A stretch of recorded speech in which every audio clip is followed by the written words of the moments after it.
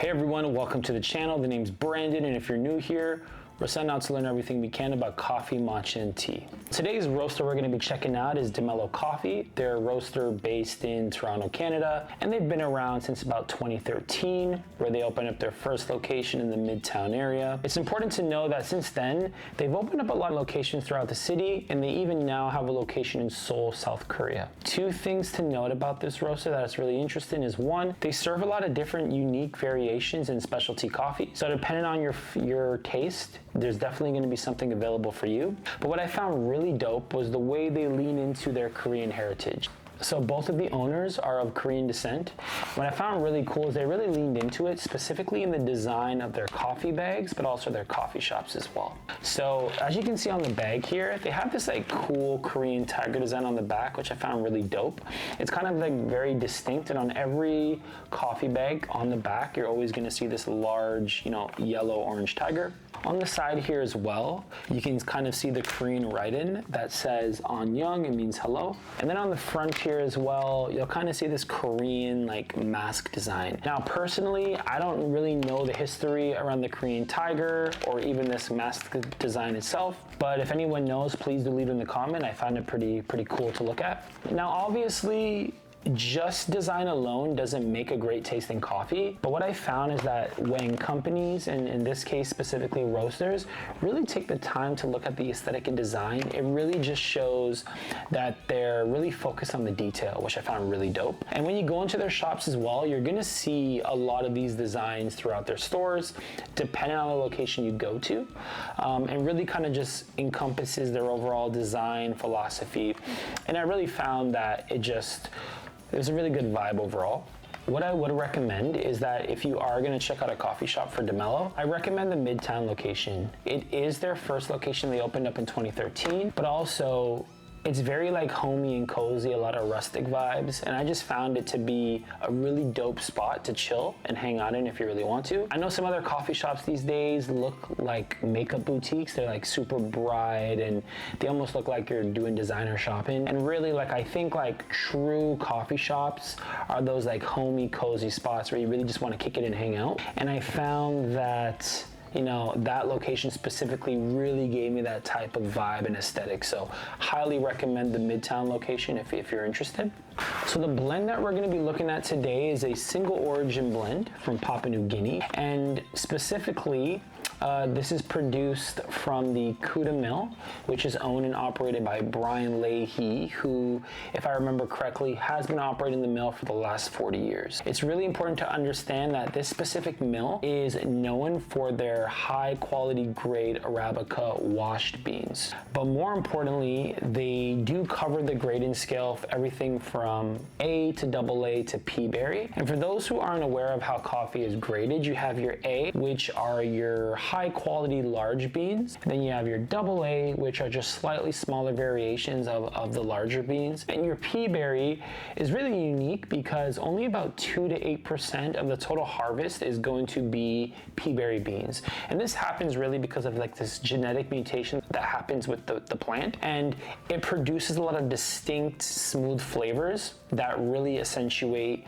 the coffee flavor itself. So this blend specifically is a P berry blend, which I found really cool and I'm excited to try today. One thing to note that this is a light roast. So you're gonna have a lot higher levels of acidity. You're also gonna have a less of a full body as compared to a darker roast coffee. But on the upside, you're gonna have, it's gonna be a brighter color. It's gonna be easier to drink. You're gonna have a lot more flavors, those undertones. So specifically in this bag here, so some of the tasting notes here are gonna be around camo, brown sugar, and milk chocolate. So with that light roast, you're really gonna taste those flavors come to the forefront when you drink it. So this bag retails for about $24.99. After tax, you're looking at close to 30 bucks Canadian. So the recipe that we're gonna try today is the recommended recipe for this coffee. I'll make sure I put it in the description below, but it did come off the Mello website for this product specifically. So just to note, I have preheated my kettle at 94 degrees Celsius, and I have done a pre-pour on the filter itself. So obviously you wanna pour to that first pour to not only heat everything up, but also get rid of any of that paper taste here. What I have here is about 20 grams of coffee. I'm gonna put that in the filter here. And then we're gonna make sure we just get an even spread.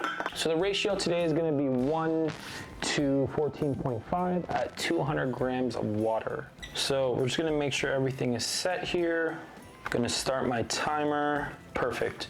So the first pour is gonna be about, first 30 seconds. We're gonna get about 40 grams of water. Nice pour. Okay, we're gonna sit there and wait for about 30 seconds.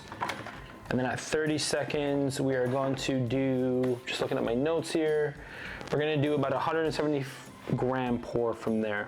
So we'll just wait, and you can start to see some of the coffee come into the canister now. So at this point, we're gonna pour 170 grams of water, and we'll kind of get that rotation slowly. Here, just a nice slow pour. Really make sure we're getting all the sides to get that full flavor. Okay. And we're gonna sit here and let that go into about 1 minute, 10 seconds. You can kind of see starting to fill up. I can already smell a lot of the flavors, which is really nice, and I really enjoy that as well.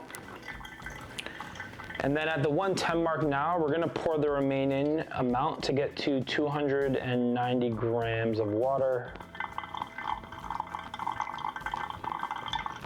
Okay. And then as always, we're gonna just give this a nice little spin. Let that finish.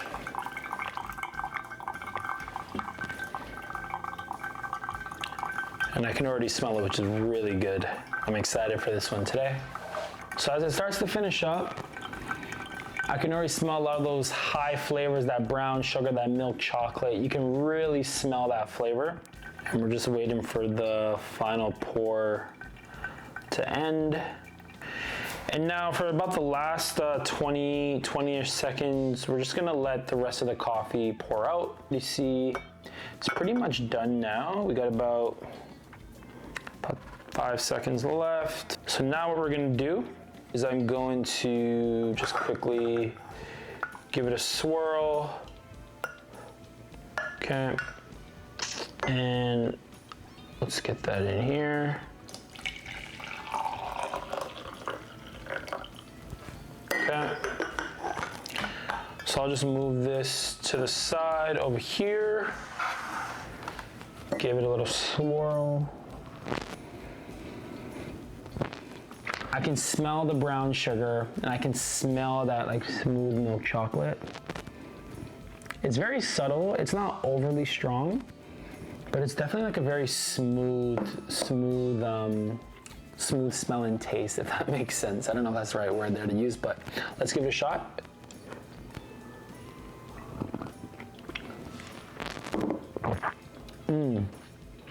So right away, a bit early in the video, we spoke about, because it's a light roast, you want to drink this black. It's very smooth. So from a body perspective, it's a very small body. So you don't really get that full feeling as you would get from a darker roast. You get a small body, and it starts to kind of dissipate as it kind of comes down your tongue.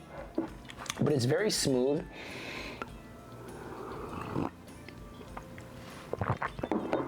Definitely, as I mentioned before, higher levels of acidity. It's going to be something that's just more naturally abundant with light roasts compared to their dark counterparts. But also, it's just very smooth. I would highly recommend, if you're a sweets person, we know coffee and sweets go together, but this is something that would really be complimented from like a small pastry. It's very smooth, highly recommended. It's really good, actually. Yeah. And if you're not really, accustomed to drinking black coffee, a light roast is gonna be something that's very helpful. It's gonna ease you into more black coffees. Honestly, if you can, drinking coffee black really allows you to taste all the flavor, all the notes, the undertones, the highlights. It's really gonna give you an idea of what good coffee is supposed to taste like, honestly. So, what do I give this a rating today? Honestly, on a scale of 1 to 5, I'm probably gonna give this about a 4, 4.5. I will say that I'm curious to try a few different recipes to maybe see at different temperatures how much of the flavors pop. But honestly, no lies were told here today. It's a smooth coffee. highly recommended, and those nice kind of high level tasting notes really stand out, especially when it gets on the tongue. As mentioned before, it is a lighter roast. You're gonna get that smaller body, and it's probably one of the coffees that I recommend. Again, as mentioned before, drink this black if you can. And honestly, you don't even need any milk, cream, sugar, anything like that. It's already smooth and it already has enough taste. Like honestly, you're gonna really enjoy it. So again, for me, this is a buy. I'll definitely be getting another one for sure. And let me know in the comments if you've had a chance to try this blend specifically, and if not, if you're interested in trying it now after seeing the video. Again, I want to be clear, I am not affiliated with the Mello Coffee whatsoever.